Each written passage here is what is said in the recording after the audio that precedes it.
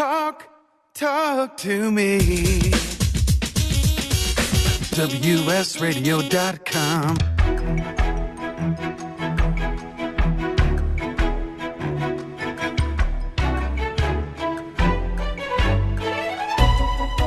The San Diego Council on Literacy brings you Literacy for All with your host, Jose Cruz. Hello, I'm Jose Cruz, and you're listening to Literacy for All. We're on WS Radio, and we're so glad to have with us Georgeanne Irvine. She's the Director of Corporate Publishing for San Diego Zoo Global Press. This is our third segment with Georgeanne. She had so much to share, and she has a wealth of information, history with the San Diego Zoo. I guess 100 years old now. 102. 102. And you've been celebrated that. And you've been there 40 years. So yes, I have, yeah. Which is a long time, but it's been absolutely fabulous, and I've seen a lot of growth and changes, and have had many adventures there. And one of the real joys about the zoo, yes, we enjoy it because we see the animals and of course the plants, of which people don't talk about the plants so much. But one of the great joys, if you've been to the zoo a whole lot as an adult, is bringing a child with you. Maybe you can tell us, in addition to the books, which are both for adults and children, some of the things that you've seen over the years that involve bringing children in and having them have that zoo experience. Is that something you can talk to? Yes, I can definitely talk. One thing I'd like to mention. And then you do tours and such and all that too for the zoo? I do international tours. Okay. So yes, I take people around the world and to different destinations, animal locations, and sometimes I will give a tour to a VIP or something at the zoo. Something that's really interesting right now is all of us remember the Children's Zoo, the petting paddock that opened, I believe it was 1957. Well, we are building a new children's zoo, and very soon we will begin demolition of the old one, and it's going to be an experiential children's zoo, so it'll be a little bit different. What we have found is that a lot of today's children don't go outside. They don't go into nature. It's called nature deficit disorder. So the new children's zoo will have a lot of different ecological zones, a lot of areas where children can play. We'll have animal ambassadors there. And it's the Sanford Children's Zoo, named after a philanthropist, Denny Sanford, who's very, very generous, who gave the lead gift for it. So that is something that's going to be special for kids. And we are expanding our bug house there. Children love insects. I'm not crazy about insects. No, me neither. Well, my motto has always been, I'll take a cobra over a cockroach any day. I don't know about that. But. So I think the Children's Zoo is going to be very special. We have amazing education programs at the school, at the zoo.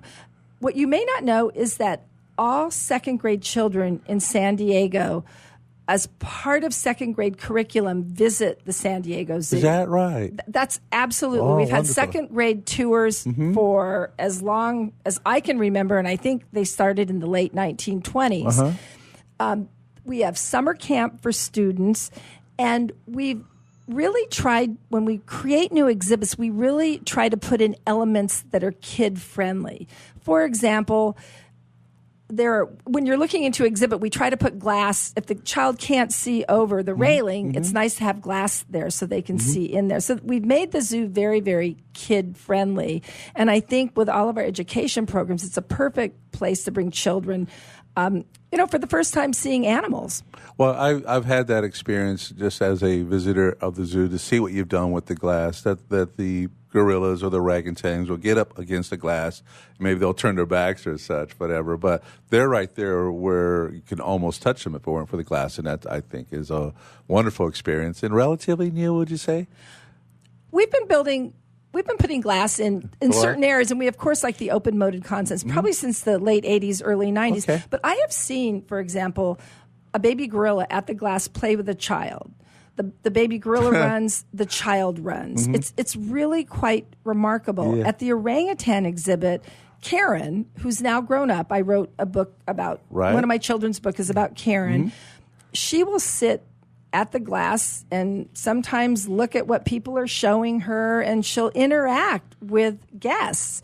And so you get a real feel. You look into their eyes, you see them close up, and it's magical.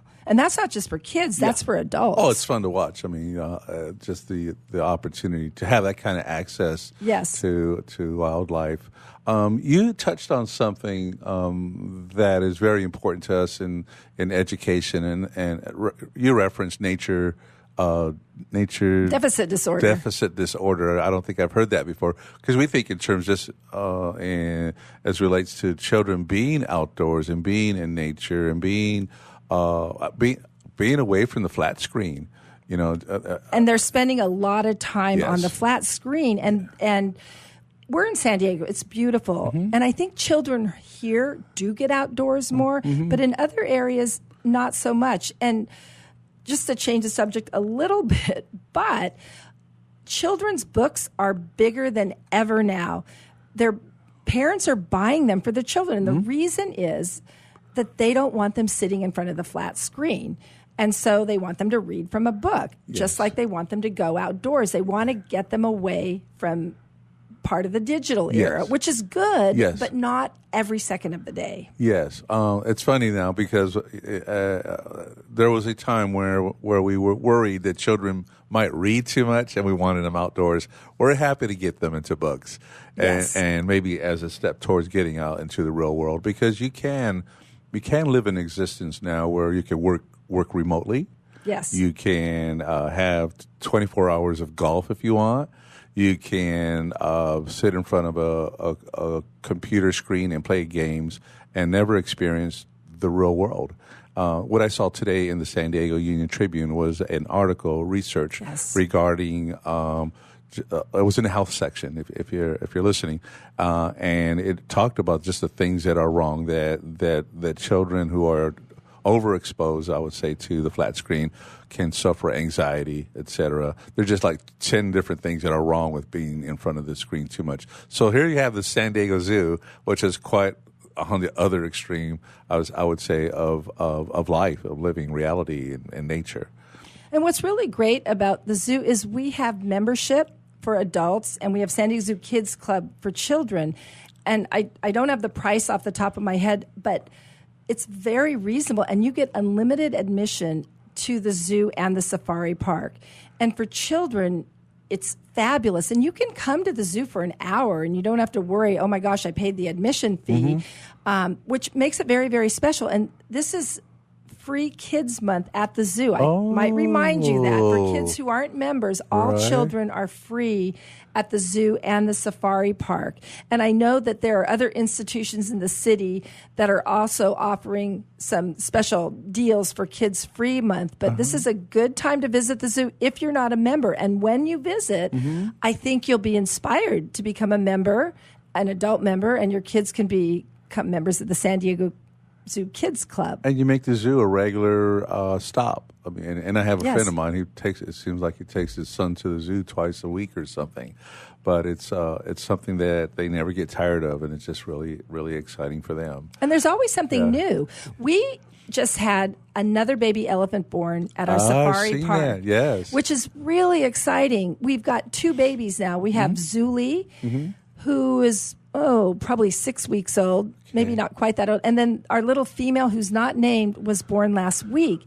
And so it's a big herd of elephants. It's at least 14 elephants. And to see them with the 2 babies, I went a few Saturdays ago, and I spent 2 hours just watching Zuli, the baby elephant, with the herd and the interactions. And it was absolutely mesmerizing, just fabulous and exciting. So it's a real family. So when you say herd, this they stay together, and the idea or the experience of having a baby added to the herd is, what would you say, they're excited when that happens? Oh, yeah. The herd was very excited about the baby. And I did see something that was kind of funny. One of the teenage elephants was playing with one of the babies but got a little rough. So the mom took her trunk and whacked it on the behind just to say, hey, don't mess with my baby. And the elephant ran off. It just was really funny because it was a teenager being a little rough, and then mama saying, hey, don't do that to the baby. So it was, but you see things like that, and it's absolutely fascinating. And it's so much better to see animals in person, in the flesh. You can smell them, you can hear them, you can feel their presence. Video's great, but it's not the same as seeing them. It's real life. Yes. Well, it sounds to me like you're getting inspiration for new books. I mean, just the story of the elephant and the elephant baby and such, Zuli, and such there is life within the zoo. I want us to talk maybe a bit more. I've always thought this, and so I was glad to hear what you just said regarding the children's zoo, because over the years it's kind of stayed the same. Would you say that? And it's gotten old. You know, it's yeah. time to update it. So this is going to be really fantastic. Yeah, so we can talk a bit more about what that's going to look like and when it's going to kick off and such. Is there going to be a grand opening, a big party and such, and people knowing more about what's taking place with the children's zoo? To me, the zoo is a children's zoo because of everything that's there, but of course you have that closer interaction, yes, with the animals, and that's rare, especially. Okay, we're not the biggest city in the world, but it is urban, and we do have this distance between ourselves and what's taking place in animal kingdom, as they like to say. We're going to take a break in just a few seconds here, maybe cover some of the things that we haven't that we can, because there's so much taking place at the zoo. Yes, it's always moving, it's evolving, and sometimes we just take it for granted that it's there here in like the beach. That's another thing we take for granted here, so I have to force myself sometimes to get out and enjoy the things that people from other parts of the world, they save money to come to San Diego to experience the beach and the zoo, and here we are, and we're missing out on this good time. So we're going to come back with Georgeanne Irvine. She's the Director of Corporate Publishing at San Diego Zoo Global Press. And I'm Jose Cruz. This is Literacy for All. We are a radio show on WS Radio, the worldwide leader in Internet talk.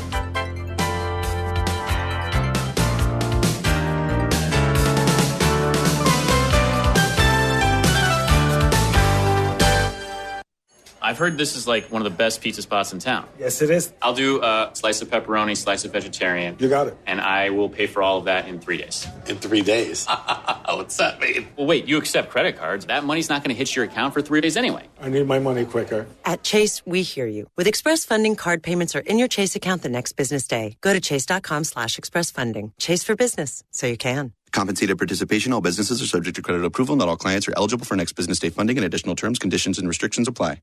Donate cash, furniture, clothes, and other gently used household items to Father Joe's Villages and get a nice tax break in April. Every donation is tax deductible. Believe you can make a difference. Be Father Joe. Go to neighborhood.org or call 1-800-HOMELESS to donate today.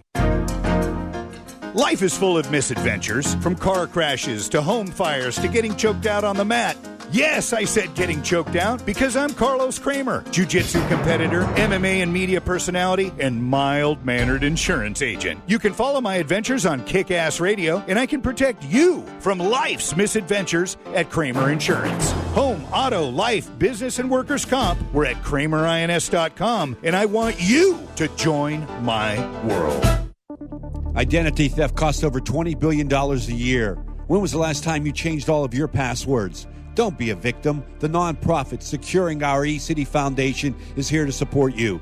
They serve individuals, families, seniors, businesses, and nonprofits throughout San Diego, helping to make a safer cyber experience for all. For more information, visit securingourecity.org or call 619-630-2444.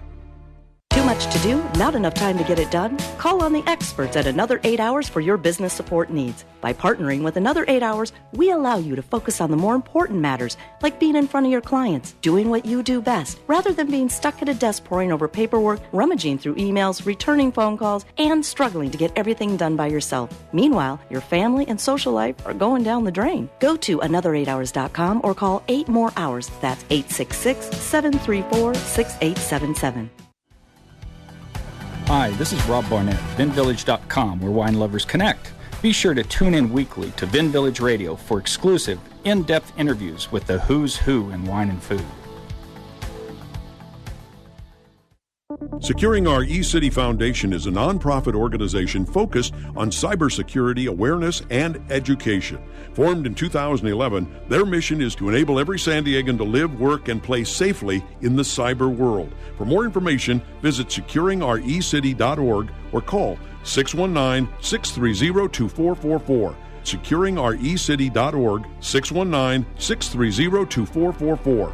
securingourecity.org.